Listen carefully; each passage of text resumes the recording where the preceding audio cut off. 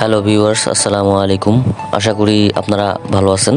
তো পুনরায় চলে আসলাম দক্ষিণবঙ্গ ট্যুরের বাগেরহাট, খুলনা ও সাতক্ষীরা খুলনা ভ্রমণ পর্ব নিয়ে।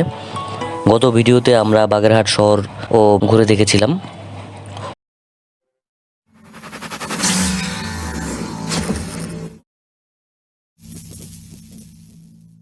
তো আমরা এবার একদিনের বাগেরহাট ভ্রমণ শেষে চলে আসলাম বাসযোগে খুলনা শহরে।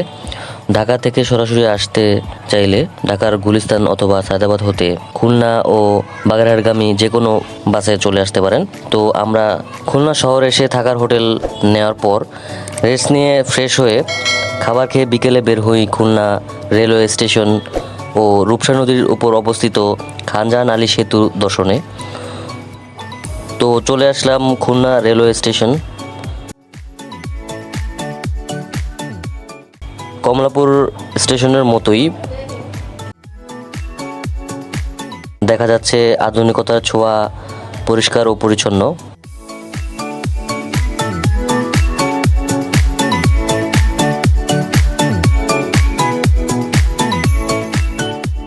রেলওয়ে স্টেশন থেকে অটোতে আমরা সন্ধ্যায় চলে আসি খানজাহান আলী সেতুতে।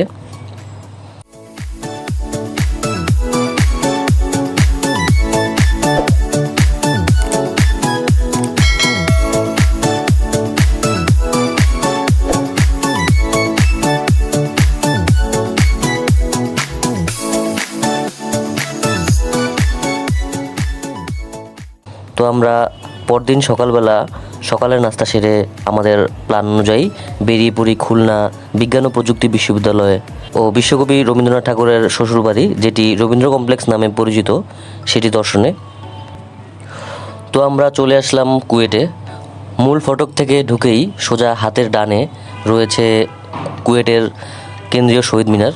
শহীদ মিনারের পাশে রয়েছে বিশাল খেলার মাঠ, বামে রয়েছে পুকুর। দেখাই যাচ্ছে খুব দৃষ্টিনন্দন একটি বিশ্ববিদ্যালয়। সামনে গিয়ে দেখা যাচ্ছে বিশ্ববিদ্যালয়ের অডিটোরিয়াম ও স্টুডেন্ট ওয়েলফেয়ার সেন্টার।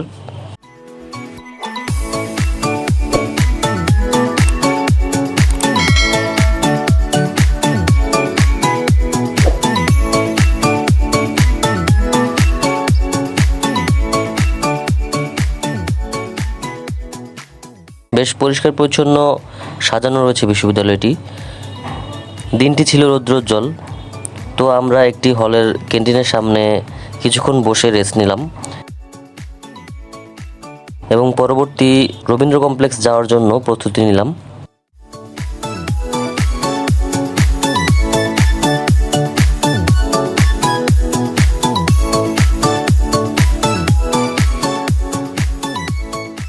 রবীন্দ্র কমপ্লেক্সটি হলো খুলনা শহর থেকে প্রায় 19 কিলোমিটার দূরে ফুলতলা উপজেলার 3 কিলোমিটার উত্তর পশ্চিমে দক্ষিণডিহি নামক গ্রামে অবস্থিত।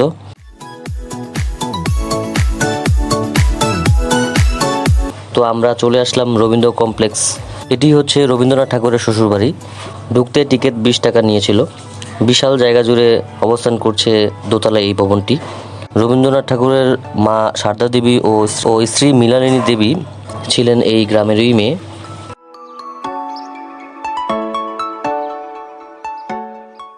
ভবনটিতে নিচতলা ও দোতলায় রয়েছে রবীন্দ্রনাথের পারিবারিক ছবি ও বিভিন্ন তথ্য ও সংগ্রহ।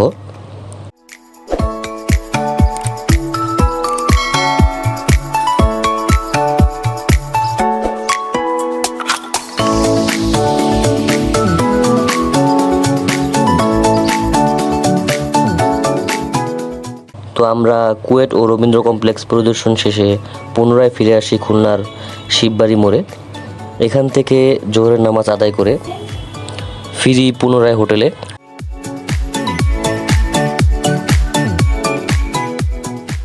হোটেল থেকে চেক আউট করে চলে আসি সোনাডাঙ্গা বাসস্ট্যান্ড মোড়েই অবস্থিত বিখ্যাত আব্বাস হোটেলের চুইঝালের মাংস দিয়ে দুপুরের খাবার খেতে।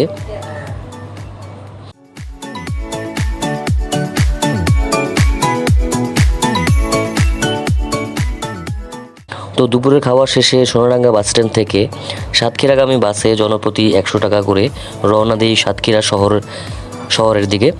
তো স্বল্প সময়ে খুলনা ভ্রমণের এই ভিডিওটি কেমন লাগলো কমেন্টে জানাবেন। লাইক ও সাবস্ক্রাইব করে পাশে থাকবেন। পরবর্তী সাতক্ষীরা ভ্রমণের ভিডিওর জন্য আমন্ত্রণ রইল।